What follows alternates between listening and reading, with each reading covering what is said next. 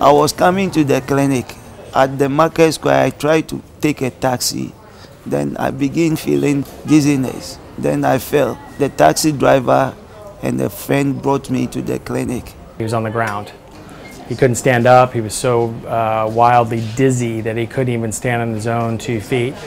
With medical mission trips, you do more of humanitarian service where you drop in, do some surgery, see patients, which is fantastic work, but the difference here is that we're actually training the local physicians to do these cases. If it's not quite comfortable, you're not ready for it, go back to what you're comfortable with. There's only about 10 to 20 certified otolaryngologists in a whole country of about 30 million people. Some of the physicians, in the manner they've been trained, there are certain things they don't do. One of those key areas is doing ear surgery. Each day that the University of Michigan team is here is a learning process for me, getting better at what you are doing and then learning new things. What if you lay down? If I lie down on this ear, I feel normal. So John, the patient who's suffering from severe vertigo, would repeatedly come to the clinic seeking help.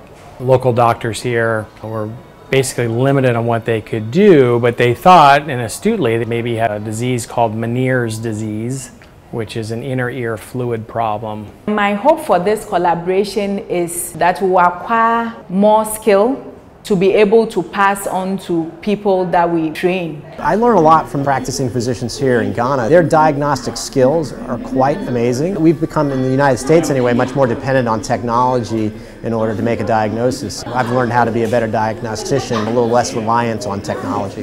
Was the tinnitus really loud? It would go up and down? Because he had no usable hearing. He was having these severe attacks causing falls. We made a decision that the best thing for him was a surgical ablation of the inner ear. And then hopefully once he gets through the surgery and recovers, he won't have this problem anymore and he can get back to his life. I'm just praying that God come and intervene so that after the surgery I'll be able to get back to work. Good.